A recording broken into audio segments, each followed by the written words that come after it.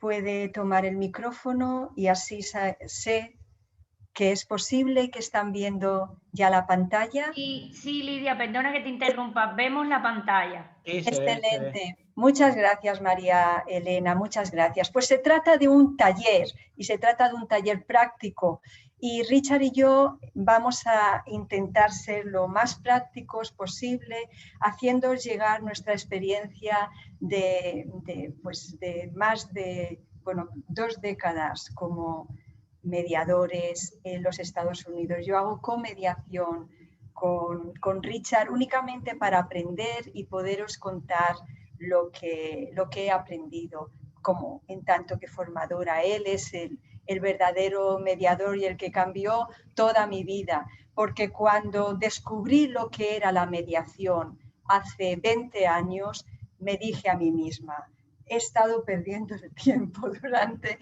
todas estas décadas explicando cuál es el tribunal competente, cuál es el derecho aplicable, qué efectos va a tener la decisión en otro estado en tantos conflictos internacionales como los que tenemos. Bueno, no es así, no, estoy exagerando un poco, ciertamente, pero hay 2 ideas que Richard y yo queremos que queden muy claras.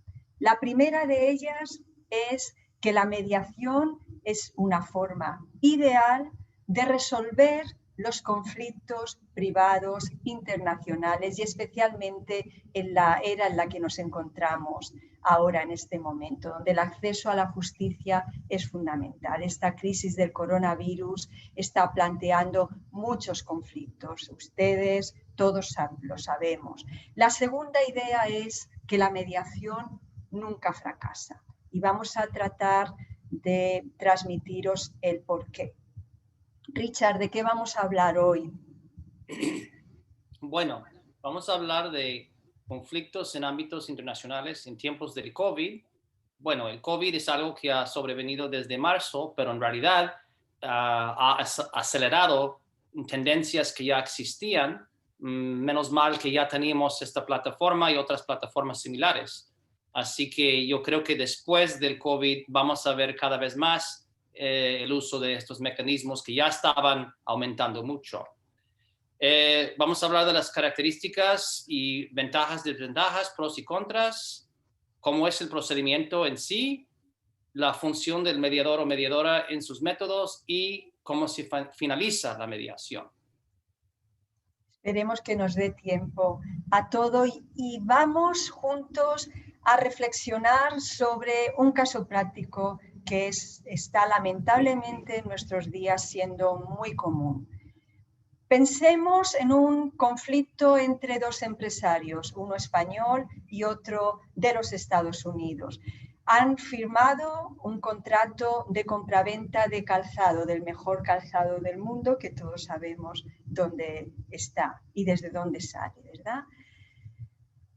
Hay una entrega tardía de la mercancía debido a la situación de COVID. Todos sabemos el porqué. El empresario estadounidense quiere rescindir el contrato alegando fuerza mayor.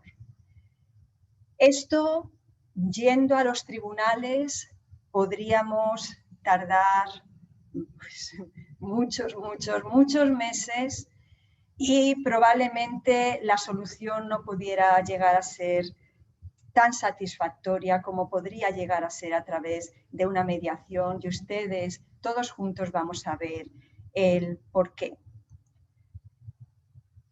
Vamos a tratar efectivamente los conflictos en ámbitos internacionales en tiempos de COVID y estos conflictos han aumentado exponencialmente, no solo en el ámbito de la familia, en todos los ámbitos, pero estamos ahora en un ámbito comercial. Se están tratando de rescindir contratos alegando fuerza mayor, se han inundado las situaciones privadas internacionales con procedimientos de insolvencia, lamentablemente, y este contrato que se quiere rescindir viene en un momento realmente delicado. Tenemos todavía, esperemos, bueno, que no mucho tiempo, por el bien de la economía de Europa, de la economía de los españoles, por la economía de todo el mundo. El calzado en España ha aumentado el precio en un 10%. Esto se debe en una buena parte, o probablemente en esa parte tan fundamental, a las restricciones de Trump y a los aranceles que Trump ha puesto a todo el comercio que viene de Europa. La crisis del COVID ha desplomado la exportación del calzado en más de un 29% en marzo y ahí vamos. Estos empresarios necesitan buscar una solución. Esa solución puede venir de la mediación, sin duda puede venir de la mediación, porque tenemos un mundo dividido, según Naciones Unidas, por más de 193 estados. Cada estado tiene su propio ordenamiento jurídico, su propia manera de resolver las situaciones privadas internacionales, y cuando hay un conflicto como este nos tenemos que plantear 3 preguntas fundamentales que las personas que estáis ahí mirándonos a Richard y a mí ya lo sabéis, porque tenéis extraordinarios profesores de Derecho Internacional Privado en la Universidad de Elche. Y esas 3 preguntas claves son: ¿qué tribunal es competente? ¿Qué derecho es aplicable? ¿Tendrá algún efecto la decisión en otro estado? ¿Qué es un conflicto? Pues un conflicto es lo que están teniendo estos empresarios ahora. ¿Y por qué? Uno piensa que tiene la razón, el otro piensa que también tiene la razón.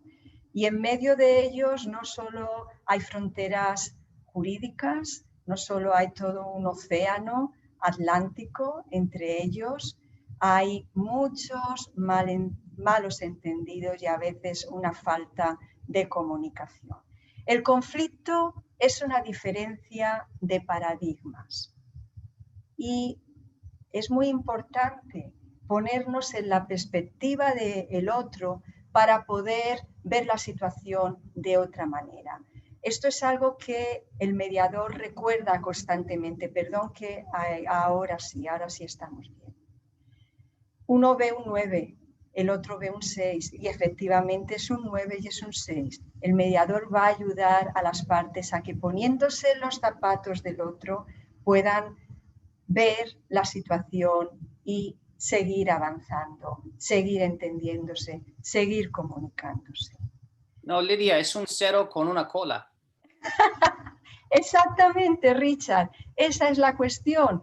Nadie puede imponer a otro lo que ve. Si nos fijamos en este dibujo, hay personas que van a ver un árbol, hay personas que van a ver unas palmeras, personas que además van a ver unas gaviotas, unos pájaros, personas que van probablemente a verlo un poquito más desde en más perspectiva, y hay quien va a ver una aldea, hay quien va a ver un elefante y hay quien sencillamente no va a ver nada.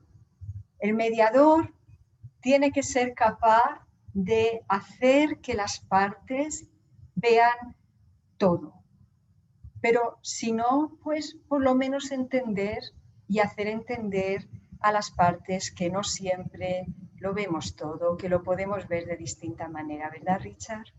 Correcto. ¿Y cómo nos enfrentamos al conflicto, Richard? Bueno, el niño es muy listo y pregunta qué número de galletas puede complacer a los dos, en lugar de insistir en las 10 galletas que la madre no le quiere dejar. Así que está buscando el consenso, y eso es lo que hace la mediación, buscar un consenso.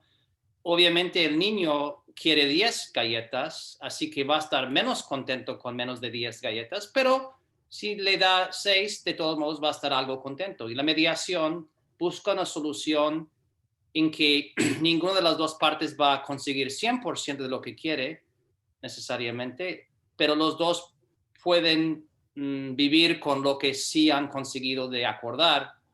Esa es la idea de la mediación.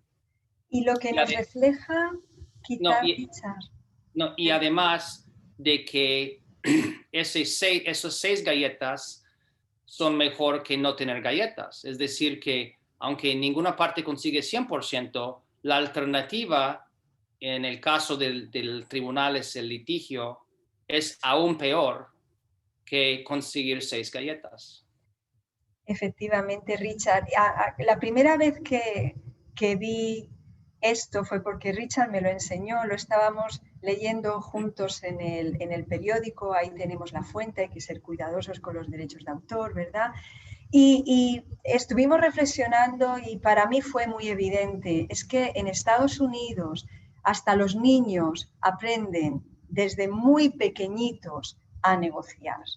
La mentalidad de la negociación, el por qué en Estados Unidos la mediación ha tenido éxito desde sus orígenes, porque la mediación no es que salga en Estados Unidos, pero sí que efectivamente desde los Estados Unidos se ha incorporado como medio de resolución de controversias desde tiempos muy remotos, ¿verdad? Y de hecho Richard lo confiesa constantemente, me lo dice constantemente, es que de cada demanda que presento ante los tribunales, cuando actúo como abogado, el 99% se resuelve a través de una mediación. Richard a veces es el mediador y a veces es el que representa a su cliente, ¿verdad, Richard? Y una observación más sobre el dibujo. En algunos conflictos, las partes no van a tener una relación en el futuro. Vamos a suponer 2 comerciantes que la compra-venta fue una sola vez y en realidad no están pensando en la relación futura.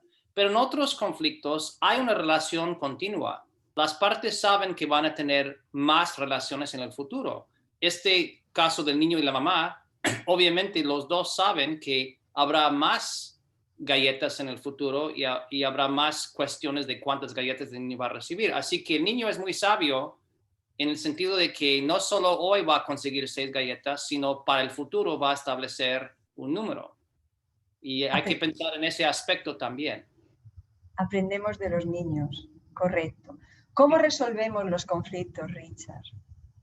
Bien, entonces podemos decir que cuando hay un conflicto, obviamente existen los tribunales. Antes de ir a los tribunales se puede negociar basado en sus intereses o ir a la mediación. La ventaja de esos mecanismos es que las dos partes tienen algo de poder en ceder o en decidir aceptar algo, tal vez menos de lo que querían, o hasta poner una solución creativa que un tribunal no puede imponer. Por contraste, en la justicia hay una serie de reglas y es cierto que las partes pueden intervenir en sentido de presentar pruebas o argumentos legales, pero al final del proceso, él o la que va a tomar la decisión no consulta con las partes, simplemente aplica las leyes a los hechos y toma la decisión.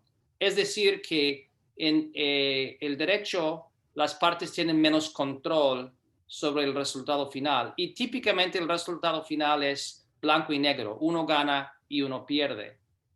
Mientras que en la mediación puede haber un ganar-ganar, tal vez no 100% cada uno de lo que quería, pero hay más poder en manos de las partes en la negociación y la mediación, y esa es una de las ventajas más grandes de ese proceso. Correcto. Efectivamente, ya estamos en el punto 2 y vamos a ubicar la mediación como una Alternative Dispute Resolution, como un método alternativo de resolución de controversia. Su definición la tenemos en España en el propio artículo 1 de la ley de mediación. Todo medio de solución de controversias, cualquiera que sea su denominación, en el que 2 o más partes intentan voluntariamente alcanzar por sí mismas un acuerdo con la intervención de un mediador. Y es muy interesante lo que indica la propia ley, cualquiera que sea su denominación. Richard y yo estuvimos el año pasado dando un seminario en Colombia y Y allí nos dimos cuenta, ellos estaban muy interesados en aprender mediación y nos dimos cuenta de que ellos ya estaban aplicando el mecanismo de la mediación. Lo único es que le llamaban de otra manera, le llamaban conciliación. Conciliación para nosotros es diferente, pero ellos lo estaban utilizando como sinónimo de mediación. Y tenemos esta ley en España y estamos en un congreso europeo sobre Europa y la estrategia 2020 y sin duda hay que reconocer que tenemos esta ley gracias a la directiva 2008 de la Unión Europea que regula la mediación transfronteriza, la mediación para litigios transfronterizos y entiende que un litigio es transfronterizo cuando las partes están domiciliadas o residen habitualmente en un Estado miembro distinto. Pero gracias a esta directiva que estaba pensada para impulsar la mediación como una forma ideal de acceso a la justicia, de incrementar las posibilidades del comercio intracomunitario, también es aplicable, no la directiva en sí, pero sí todas las leyes que gracias a esta directiva han surgido están regulando no solo la mediación interna de cada uno de los Estados miembros, sino también la mediación transfronteriza, por ejemplo, en este caso que estamos viendo hoy, que estamos reflexionando, Estados Unidos, España. ¿Y cuáles son los caracteres de la mediación, Richard? Bueno, puede ser intrajudicial o extrajudicial, es decir, que en muchos sistemas jurídicos ya contemplan la mediación como parte integral del proceso. O puede ser que un contrato, el ejemplo más común, dice que antes de ir al litigio las partes están obligadas a probar, a intentar la mediación. Y a veces se estructura de tal forma que si la parte no participa en la mediación antes de ir al litigio, puede haber un castigo por contrato de que no pueden conseguir ciertas cosas en el litigio. La mediación puede plantearse en cualquier fase de un juicio o arbitraje, o antes, como mencioné. Puede ser resolutiva o preventiva de controversias. Como mencioné, en un contrato puede decir antes del litigio, o sea, preventiva si tiene éxito. Y puede ser facilitativa, evaluativa o una combinación, que vamos a explicar la diferencia más adelante, ¿no, Lidia? Correcto. ¿Cuáles son los objetivos de la mediación? Prestar ayuda en la gestión del conflicto. Tenemos un conflicto y no sabemos qué hacer y estamos obcecados, como esas partes en la diapositiva.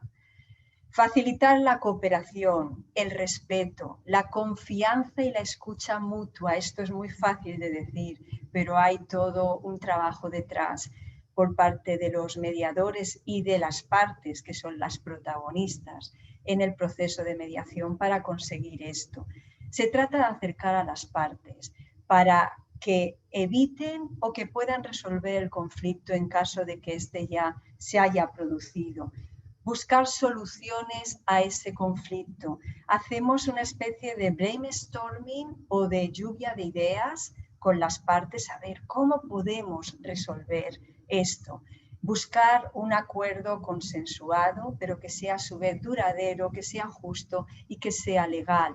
Los mediadores, cuando estamos trabajando en estos ámbitos internacionales, pues no es adecuado decir, es mejor que sean abogados especializados en cuestiones comerciales internacionales, pero sí que ayuda, sin duda, el que esas personas tengan conocimientos jurídicos suficientes para poder valorar que lo que tratan de hacer las partes va a tener efectos en otros países porque va a ser justo y va a ser legal y no se va a declarar contrario al orden público. Identificar los intereses reales de las partes. Y aquí enlazo con lo que Richard ha dicho al principio porque es fundamental. En la mediación es fundamental distinguir lo que los mediadores llamamos el PIN, que significa distinguir lo que son las posiciones de entrada. No te entrego la mercancía, pero no quiero restringir el contrato. No te pago hasta que me entregues la mercancía, pero me la entregas tarde, por lo tanto tengo derecho a rescindir el contrato. Las posiciones es con lo que se encuentran los jueces y desde las posiciones es muy difícil poder negociar. El mediador profundiza más para tratar de encontrar cuáles son los intereses de las partes, qué es lo que realmente los intereses, las partes quieren, cuáles son sus necesidades. Y aquí Richard y yo nos hemos sorprendido en mediaciones de comercio internacional donde a veces uno piensa, pues el interés es cobrar, el interés sí, el interés es cobrar, por supuesto, el interés es tener la mercancía adecuada, por supuesto, pero hay detrás otros muchos intereses que solo cuando estás dentro del proceso de mediación salen. Pongamos un ejemplo, es un ejemplo muy sencillo que seguro que todos ustedes conocen, pero cuando Richard me lo puso delante lo vi muchísimo más claro. Hay un único objeto, en este caso es una naranja que se la disputa la parte A y la parte B. Efectivamente, me estoy refiriendo al conocido cuento de la naranja. ¿Qué haría un juez sobre ello? Pues vamos a ver la propiedad de la naranja, de quién es esa naranja. ¿Qué haría un árbitro? Probablemente diría, pues, la mitad para cada uno, equidad. 50%, 50%. Sin embargo, ¿qué hace un buen mediador? Y Richard ha dicho, la mediación se trata de hacer ver a las partes que a veces no lo pueden conseguir todo, pero pueden conseguir algo muy importante. Bien, nos podemos quedar en la mediación en el 50%, pero ¿por qué hacerlo si podemos conseguir el 100%? Y conseguir el 100% lo hacen los mediadores cuando indagan en los intereses de las partes a través de todas las herramientas que tenemos a nuestra disposición los mediadores. ¿Para qué quieres la naranja? Pues la quiero la ralladura para hacer un pastel. ¿Para qué quieres la naranja? La quiero porque necesito hacer un zumo. Han ganado aquí las partes 100%. Esto que parece tan sencillo, Richard y yo lo hemos experimentado a través de la mediación, teniendo esa paciencia, teniendo ese trabajo constante, esa comunicación adecuada con las partes se puede conseguir. ¿Por qué la mediación es tan eficaz en las controversias internacionales, Richard? Bueno, el procedimiento y el resultado es más flexible de lo que un tribunal podría imponer y las partes tienen control sobre el proceso, qué tan rápido va. En un tribunal, el tribunal va a fijar las fechas y la rapidez del procedimiento. Las partes en la mediación determinan el calendario y el tiempo, y efectivamente el tiempo es importante, precisamente. Y puede haber confidencialidad que permite a las partes centrarse en el fondo sin preocuparse por la repercusión pública, porque a veces las partes, una o ambas partes, está preocupada por lo que el público pensará. Por ejemplo, si el público se entera de que una compañía está haciendo ciertas cosas o resolviendo casos de cierta manera, tal vez no va a caer bien al público, ¿ok? Las partes pueden acordar que no lo van a hacer público, mientras una decisión en un tribunal casi siempre es pública. La reputación comercial es lo que acabo de explicar. Los derechos de propiedad intelectual o secretos comerciales, otro ejemplo. La fórmula de Coca-Cola todavía es un secreto comercial que no se sabe públicamente después de más de 100 años. Así que hay secretos comerciales que se pueden mantener por mucho, mucho tiempo. Se trabaja la confianza entre las partes o si no hay confianza, se intenta crear confianza. se evita la desconfianza en algunos sistemas judiciales. Hay sistemas judiciales en que la gente no cree mucho, no creen que haya tanta justicia en ese sistema. Pero en la negociación, pues las partes están cara a cara haciendo su acuerdo si llegan a eso. Y se puede evitar incertidumbre jurídica. ¿Qué quiero decir con eso? Que si las partes llegan a un acuerdo, pueden disponer en su documento de acuerdo de que el acuerdo va a tener efectos jurídicos en X, Y o Z jurisdicción, mientras que si simplemente van a litigar y consiguen una decisión en una zona, un sistema judicial, puede ser que esa decisión no se aplicará en otro sistema judicial, otro país. Mientras que en la mediación se puede acordar que este acuerdo que estamos haciendo se aplicará en X país. Claro, efectivamente, Richard, las partes van a facilitar el proceso de ejecución. Obviamente, no creo que nos dé tiempo a llegar a esa diapositiva donde explicamos el proceso del reconocimiento y ejecución de este tipo de acuerdos mediados, pero obviamente va a depender de la legislación donde vamos a querer hacer valer ese reconocimiento de ese acuerdo arbitral y, bueno, y seguir las formalidades de ese ordenamiento jurídico para dicho reconocimiento. Se evita además la incertidumbre jurídica que hemos visto antes. A veces en un contrato no se determina cuál es el tribunal competente en caso de litigio, cuál es el derecho que se va a aplicar y efectivamente si esa decisión se va a reconocer o no se va a reconocer. Es una incertidumbre en muchos casos porque va a depender del ordenamiento jurídico del Estado requerido. Pues bien, esto se evita y se facilita efectivamente, como dice muy bien Richard, la ejecución de los acuerdos porque las partes son las que más están interesadas en que eso tenga efectos en este país o en este otro país. Muy bien, Richard. Se ha impulsado la mediación, sin duda, desde la directiva que he mencionado y ha habido, gracias a esa directiva, un impulso en la mediación en todos los países miembros de la Unión Europea. También se ha impulsado a través de instituciones de propiedad intelectual industrial como la Organización Mundial de la Propiedad Intelectual, que tiene su propio centro de mediación y arbitraje, la Oficina de Propiedad Intelectual Europea con sede en Alicante, EUIPO, o la European Patent Office con sede en Múnich.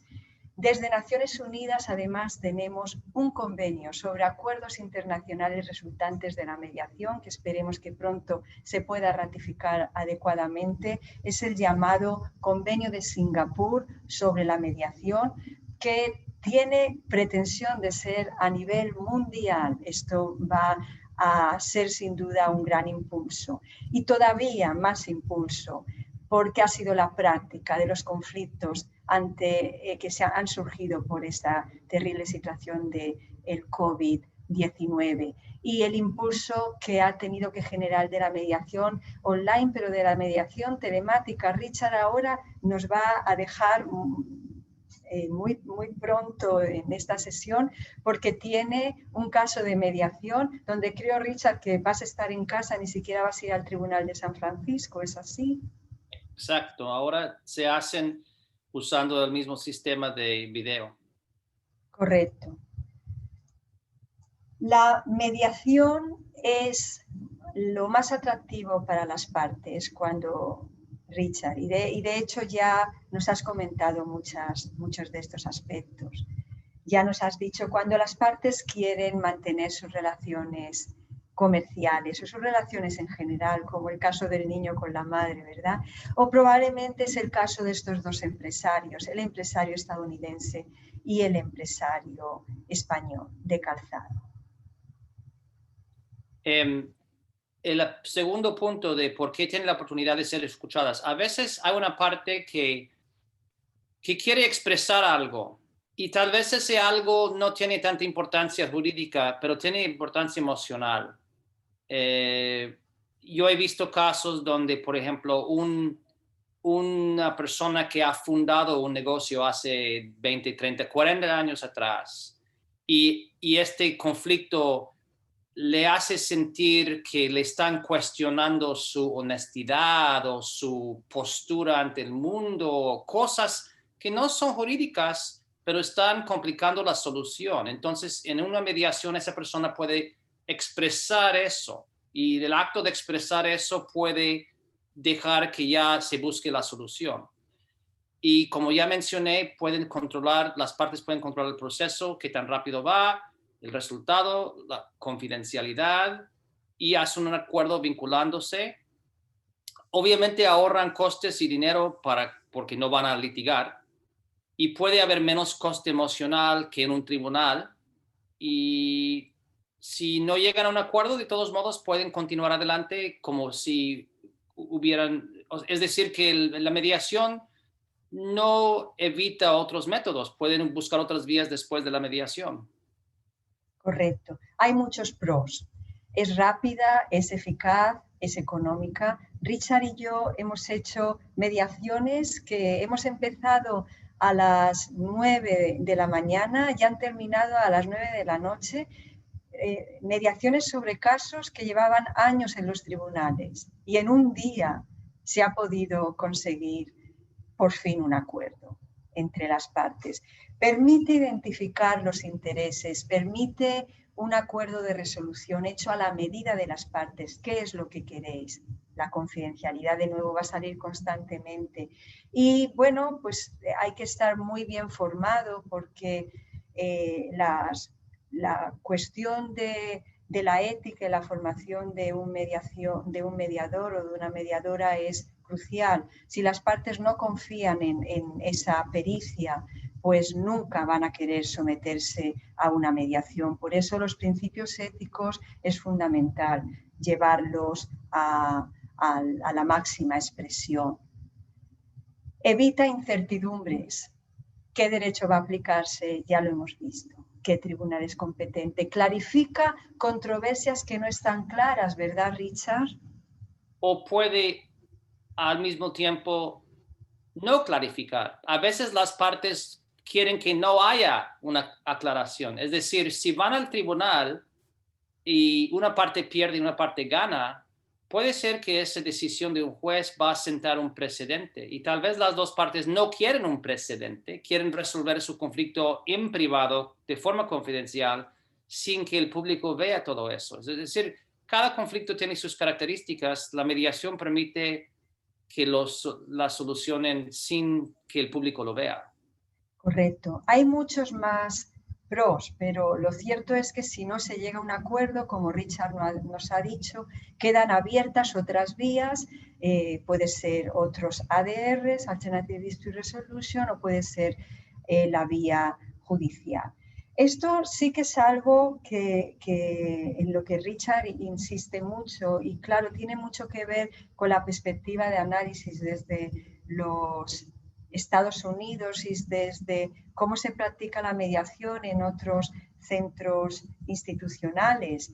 Y es que en España esto sería, y en Europa, sería un tanto delicado que un mediador que no ayuda, que sí que ayuda, pero que las partes finalmente no consiguen llegar a ese acuerdo, que ese mismo mediador actúe como un árbitro. Sin embargo, en algunas instituciones, como es en el Centro de Arbitraje y Mediación de la OMPI, esto sí que se permite. Claro, son personas muy preparadas y que tienen muy trabajada la confidencialidad. Puede además utilizarse en juicios las cuestiones que han salido en la mediación, pero son de dominio público, por supuesto. Lo que jamás en un juicio se puede poner sobre la mesa es lo que se ha tratado en la mediación y revelar información de la mediación. Y digo esta diferencia porque en Estados Unidos eso llega a ser un problema muy serio cuando se hace. Inmediatamente los jueces toman las riendas y no permiten esas declaraciones cuando una de las partes se opone y dice eso lo trabajamos en mediación. El juez inmediatamente suprime eso del acta y hace que se borre, porque es confidencial y tiene unas consecuencias para la parte que ha revelado la información confidencial. ¿Es así, Richard? Sí.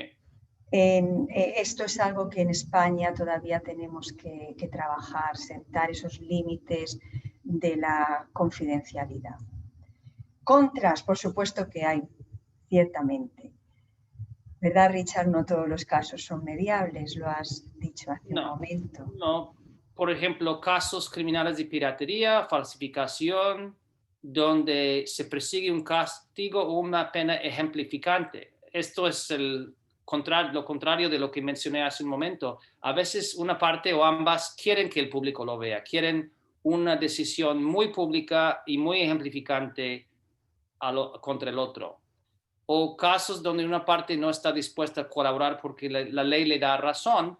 Y tengo que mencionar el aspecto costos, porque en Estados Unidos es muy costoso litigar, mucho más que en España. Y ese mismo aspecto de que es costoso, muchas veces causa que las partes resuelvan su problema, porque aunque cada parte cree que tiene razón, no quieren gastar lo que sería llegar hasta al final del proceso en un tribunal. Entonces, mi punto es que cuando la ley le da la razón a alguien, de todos modos, ese alguien tiene que pensar, bien, tengo razón, pero ¿cuánto me va a costar comprobar que tengo razón? Así que muchas veces, aunque la ley te da razón, es mejor resolverlo en mediación. O sea, por ejemplo, la ley dice que tengo derecho a $100,000, pues voy a aceptar 50,000. Porque me va a costar 75,000 en costos de abogado llegar a conseguir los 100,000 y mi ganancia neta es 25,000. No es adecuada si se quiere sentar un precedente. Bueno, eso es como mencioné arriba. Puede utilizarse mal para conseguir información, para utilizarla en el juicio. Bueno, a veces sí. A veces se usa para conseguir información, pero yo no veo mucho abuso por ese ángulo. Si se consigue, como Lidia mencionó en la diapositiva anterior, si la información que se revela en la mediación es información de dominio público de todos modos, entonces no hay ninguna violación de confidencialidad. Si la mediación no termina con acuerdo y luego hay que ir a juicio, es más caro. Eso sí, es obvio que si gastaron dinero en la mediación y no hay solución, gastaron el dinero mal. Más sin embargo, no mal, porque la mediación puede causar que las partes vean con más claridad las ventajas y desventajas, los puntos fuertes y puntos débiles de su caso. Correcto. Una mediación bien hecha nunca fracasa, aunque no se llegue a un acuerdo. Ya. Permite a las partes clarificar cuestiones que son objeto de la controversia. Muchas veces en un conflicto jurídico, los abogados trabajamos mucho en nuestros bufetes, pero los clientes o las partes no están con nosotros en el bufete, no están viendo todos los detalles, no están viendo tanto análisis. La mediación es una oportunidad para que las partes participen en un proceso donde va a haber mucho análisis que ellos van a ver. Y eso puede ayudar a las partes a tomar una decisión. Ok, vale la pena seguir o no. Y además contribuye a la negociación directa entre las partes. Durante un proceso de un tribunal, las partes nunca, en las reglas de procedimiento, nunca se van a sentar en una mesa. Pero en la mediación sí.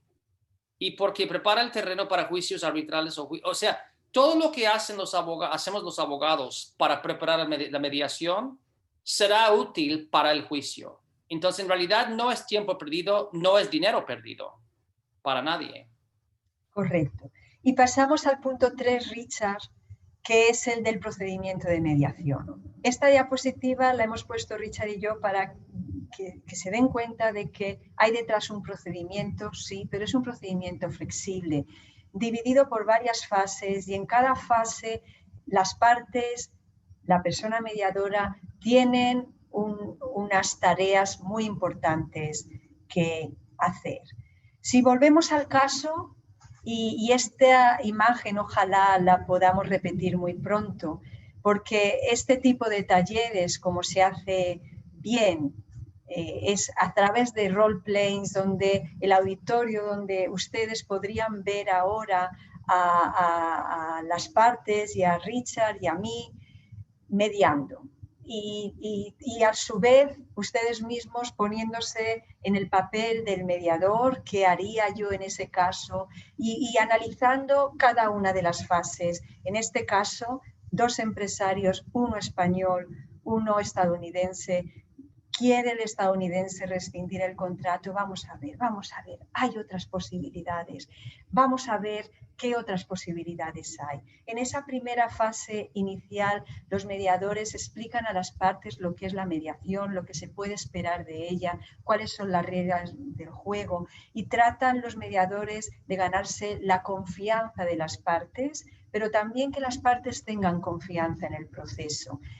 Se da paso a que las partes expliquen por ellas mismas lo que les está pasando, lo que les está ocurriendo, y que lo expliquen a todos los niveles, tanto a nivel emocional como a nivel objetivo. Fase de recopilación de información donde los mediadores indagamos sobre los intereses de las partes a través de las preguntas, a través de todas esas técnicas. A continuación se buscan soluciones juntos. Las soluciones las van a dar las partes. El mediador tan solo orienta a las partes para que estas mismas sean las que encuentren la solución que es mejor para ellas. Y aquí Richard y yo hemos comprobado muchas veces que incluso las soluciones que nosotros como mediadores veíamos claros, las partes a veces las superan mucho más allá. Es lo que llamamos en mediación salir de la caja, ser creativos. Fase de negociación, claro que hay que negociar. Y se puede negociar sin estar en la mediación, pero si es desde el procedimiento de mediación, eso ayuda mucho. Y finaliza la mediación con un acuerdo o sin un acuerdo. Piensen en el caso y qué camino y qué preguntas y cómo actuaríamos en cada una de estas fases con determinados participantes, porque algo fundamental es darnos cuenta de quiénes son los que realmente tienen que estar en esa sala virtual o en esa sala presencial en este momento con mascarilla y con todos los protocolos de seguridad o a través de videoconferencia, ¿verdad? Son las partes, ellas son las protagonistas y las que deben buscar el acuerdo resolutivo más adecuado para ellas. Los mediadores, nosotros, ustedes, que van a ayudar a las partes a comunicarse, a confiar, a encontrar la respuesta. Los abogados son fundamentales en toda mediación. En Europa al principio había como cierta reticencia. En Estados Unidos no hay mediaciones comerciales de este tipo sin la presencia de los abogados, porque tienen un papel fundamental en la mediación. Van a asesorar a las partes. Y hay otros terceros, puede haber traductores, puede haber peritos que van a clarificar determinadas cuestiones cuando se trata de una compleja mediación. Pero hay una regla de oro, quizás son 2, y es no judicializar la mediación, nunca. La mediación es un procedimiento flexible que no debemos de judicializar y hay que integrar a todos en la mediación. Por supuesto, a los abogados. Hay que darles la palabra, hay que escucharles, hay que hacerles ver el protagonismo que ellos también pueden llegar a tener sin perder de vista que los protagonistas realmente son las partes. ¿Cuál es el papel del abogado, Richard?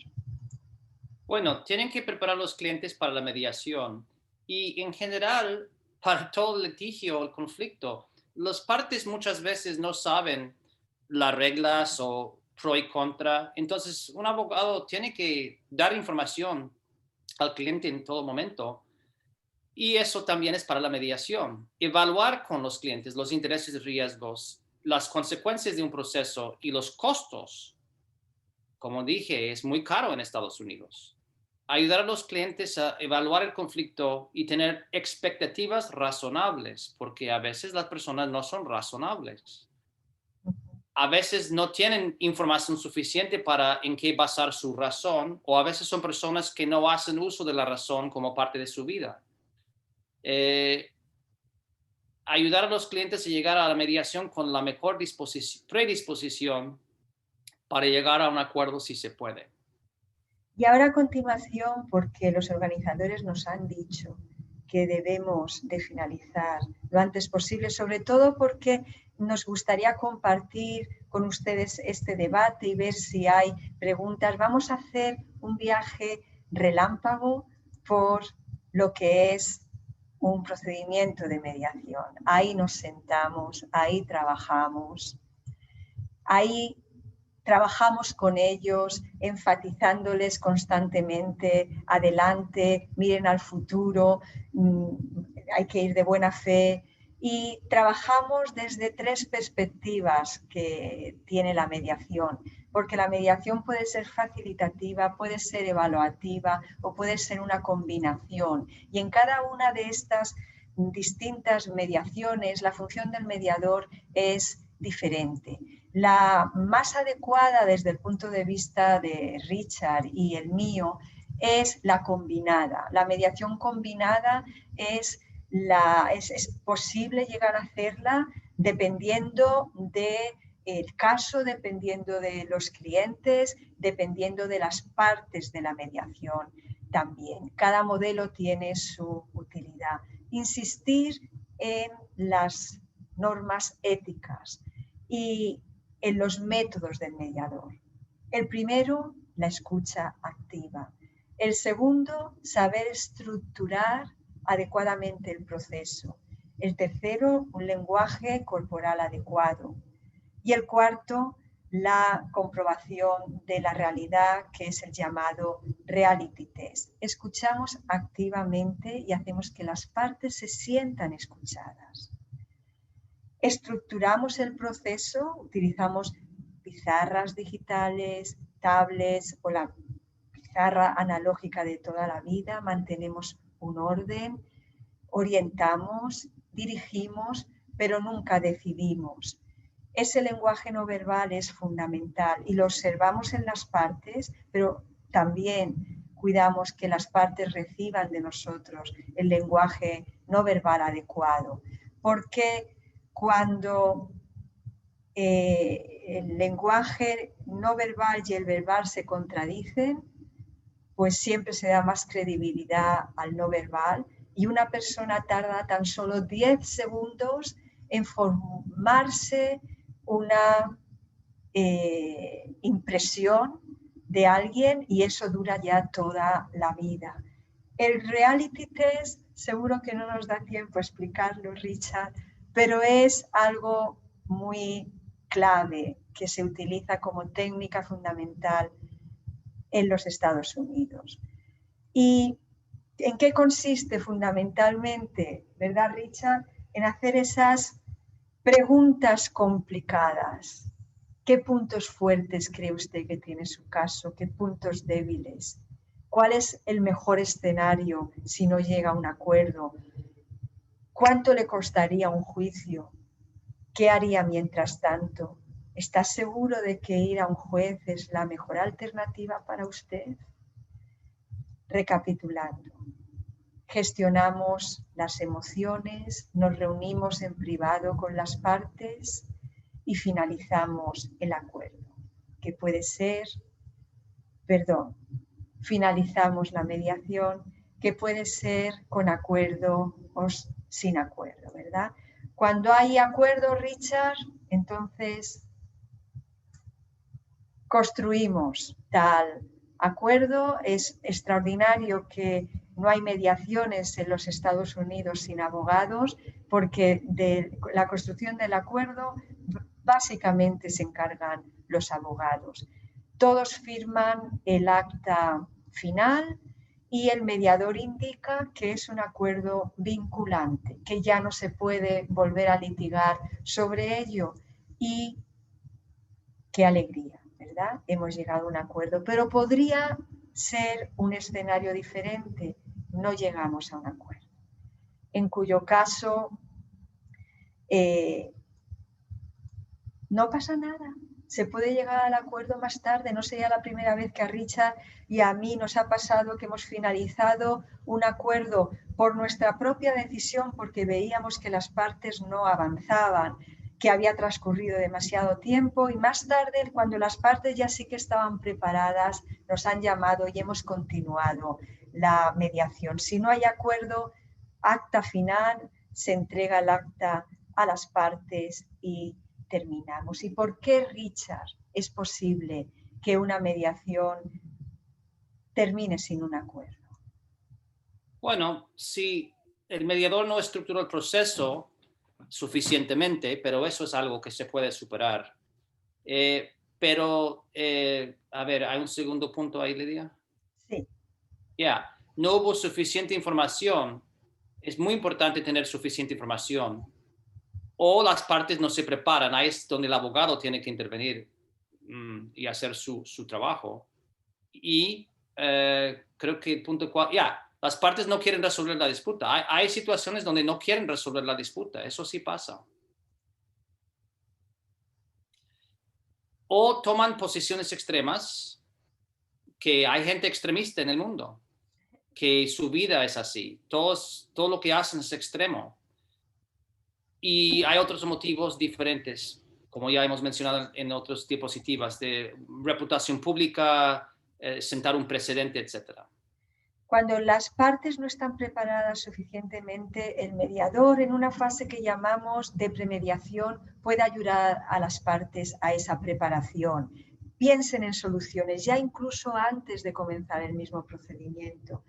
Y que las partes no quieren resolver la disputa y hay posiciones extremas, es que el conflicto está demasiado escalado y la mediación va a ayudar a desescalarlo, pero a veces necesita tiempo. Hay que parar la mediación y quizá volvemos un poquito más adelante y nos vemos todos ahí tratando de resolver este conflicto que Richard y yo hemos tenido la satisfacción de poder ayudar a las partes a resolverlo satisfactoriamente y no era tan complicado, una pequeña rebajita, un descuento para que ayudara a la empresa estadounidense a poder remontarse y además que muy poco, dentro de muy poco, si todo sale como todos los europeos esperamos, esos aranceles van a desaparecer y el calzado español no será tan caro en los Estados Unidos. En conclusión,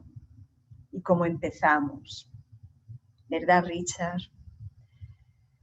La mediación es muy adecuada para resolver las controversias en el siglo XXI. La mediación nunca fracasa. Ante los numerosos casos de conflictos que está generando la crisis del COVID, está facilitando el acceso a la justicia, que fue el motor de la Unión Europea, fundamental. La importancia de prepararnos para ser mediadores y de manejar adecuadamente esas técnicas. Y por último, pues es algo que Richard me enseñó hace mucho tiempo. Comprendí viéndole que la mediación es un arte, no una ciencia.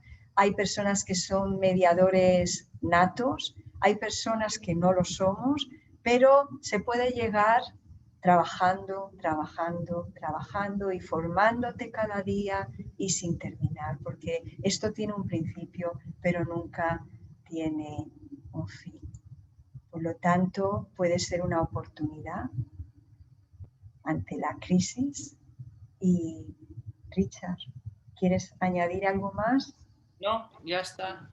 A ver si hay preguntas. Pues ya está. Muchas gracias.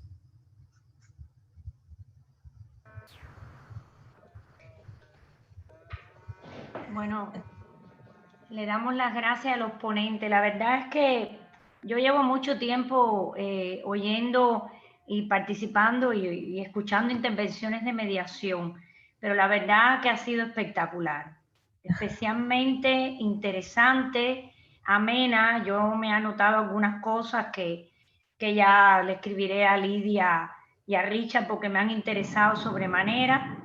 Por ejemplo, hay una cosa con la que me he quedado, bueno, además de lo de las naranjas, que creo que en algún momento ya lo había escuchado, pero la gráfica de la galletica, Richard dijo una cosa que es cierto, que a veces tenemos conflictos en determinados ámbitos, como pueden ser los que yo más trabajo, que son de familia, hereditarios, que no terminan. O sea, no terminan con una simple solución a un conflicto. Y me ha parecido súper, súper interesante. Yo no sé, que está Alfonso aquí, Lerdi, si tenemos tiempo por si alguien quiere hacer alguna pregunta a los ponentes, porque he visto que el chat está un poco que arde, como todo el mundo está escribiendo muy interesado, y no sé si tenemos tiempo por si quieren hacerle alguna pregunta a los ponentes.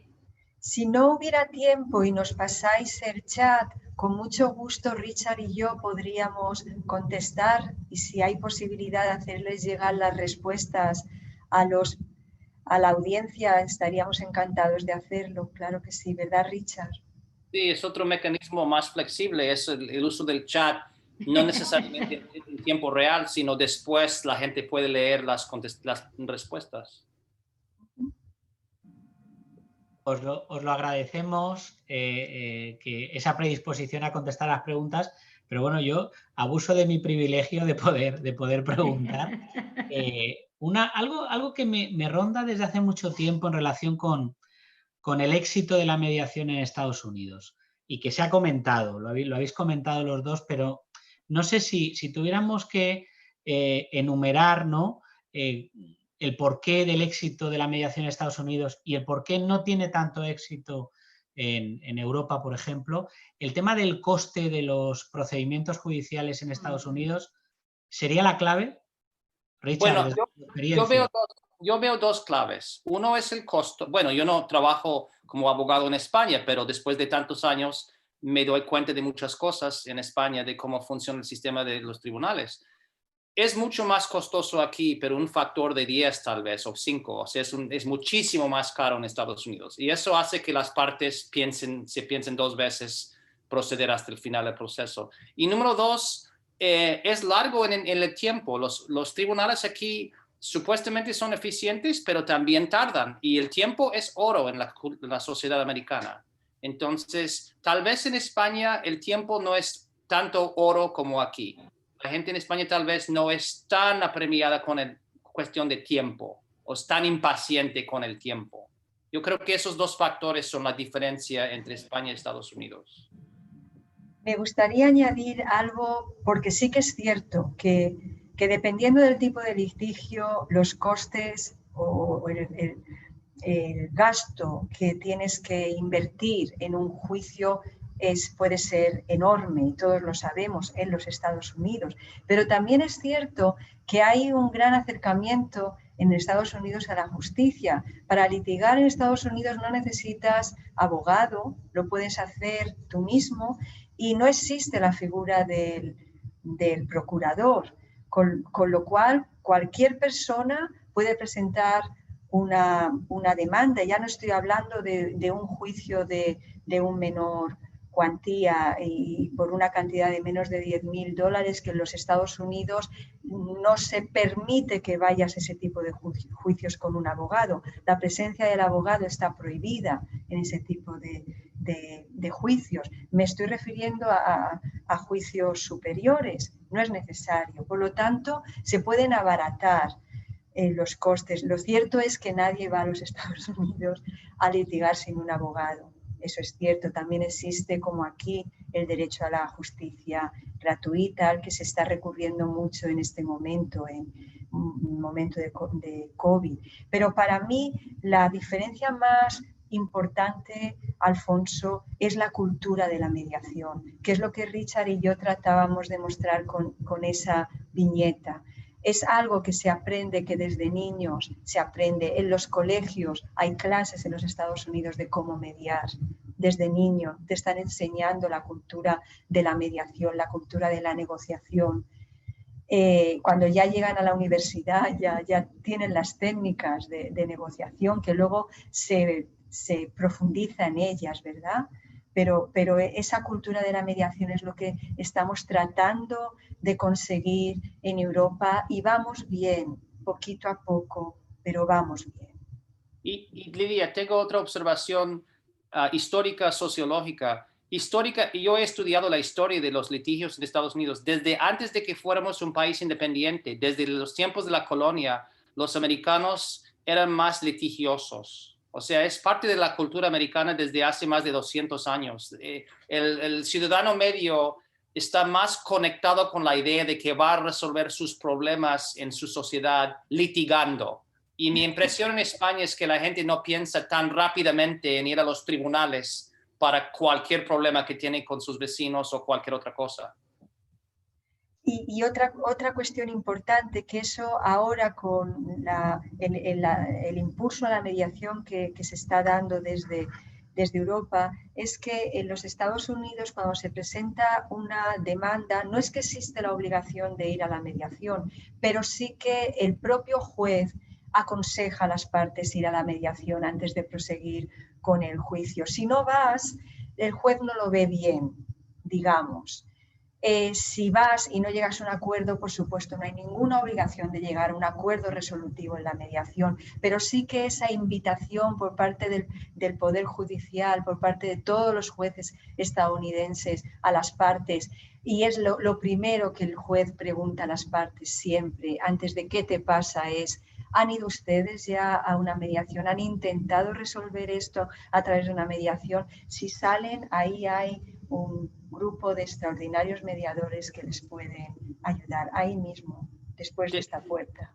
Lidia, acabo de pensar en un ejemplo muy práctico para ilustrar a la gente la diferencia.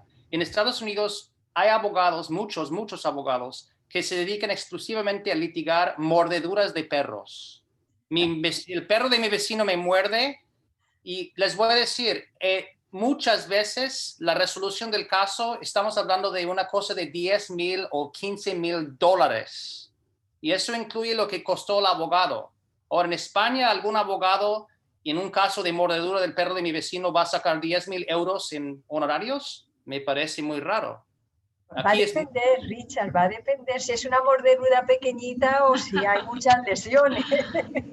Bueno, lo que pasa es que hay también lesiones emocionales. Ahora tengo miedo de los perros, quiero $10,000 por mi miedo, etc. O sea, los sistemas jurídicos son muy diferentes uno al otro. Lo cierto, Richard, es que en España no tenemos los daños punitivos, que sí que existen en Estados Unidos. Y con los daños punitivos, las condenas se pueden disparar a unas cantidades que no sabemos contar. Ya. Claro. Quería preguntar una cosita, Alfonso. Sí. Isabel, adelante. Y aprovecha también para introducir una cuñita publicitaria que he visto que hay en el chat. Me has dejado caer. Ahí iba por ahí también la cosa. Ahí. Bueno, lo último es que en realidad este taller no tendría que ser un taller, sino un claro tema de unas jornadas completas o de un congreso, y podemos tomar nota. Me ha encantado la intervención tanto de Lidia como de Richard y quería darles mi más sincera enhorabuena. Y otra cosita que quería preguntarles a ellos como expertos del tema. ¿Creéis que los recursos públicos se miran de forma diferente en los Estados Unidos de América, diferente a España o a la parte más continental de aquí, en el sentido de que un juez se lo piensa mucho antes de invertir un céntimo de los contribuyentes estadounidenses en resolver un asunto, en ofrecer una resolución a ese asunto? Bueno, lo que pasa es que en Estados Unidos el ciudadano tiene derecho a demandar, pero los jueces no son investigadores. Aquí los jueces no funcionan como investigadores de nada. En un caso de criminal es el fiscal, la fiscalía exclusivamente que investiga. El juez simplemente recibe pruebas que otros le han aportado, punto. En los casos civiles, las dos partes van y tienen derecho a meter la demanda. El juez tiene que tomar el caso. No es que el juez diga no voy a tomar el caso. Bueno, pero puesto que estamos tan acostumbrados a tener el litigio como parte de nuestra vida, no molesta tanto a los contribuyentes de impuestos que haya miles y miles de casos, porque cada quien tiene derecho a su demanda, hombre. O sea, es como en España tengo derecho a mi tapa y mi copa de tinto, o sea. Hombre, por supuesto, y que no nos lo quiten. Pero sí que en los Estados Unidos de América tienen una figura que es el forum no convenience, que sí que le permite al juez situar el caso ante otros tribunales que según él están mejor situados para conocer del mismo. Sí, sí, correcto, eso es cierto. Pero se supone que las partes escogen bien su lugar donde van a meter la demanda. Ok, muchas gracias. Bueno, Alfonso, ahora sí damos por concluido. Solo, María Elena, ¿puedo decir una cosita? Tienes un minuto para hacer nada, el comercial. 10 segundos. Es que en relación con todo lo que han comentado Lidia y Richard esta tarde, el próximo 25 de noviembre, si no me equivoco, y si me equivoco, por favor, Alfonso, corrígeme, tenemos un programa en la radio de la UMH que básicamente va a tratar sobre la mediación internacional en línea con un caso muy bonito, no de este cuadro que tengo aquí detrás mío, sino de La Dama de Oro, del mismo autor, de Klimt,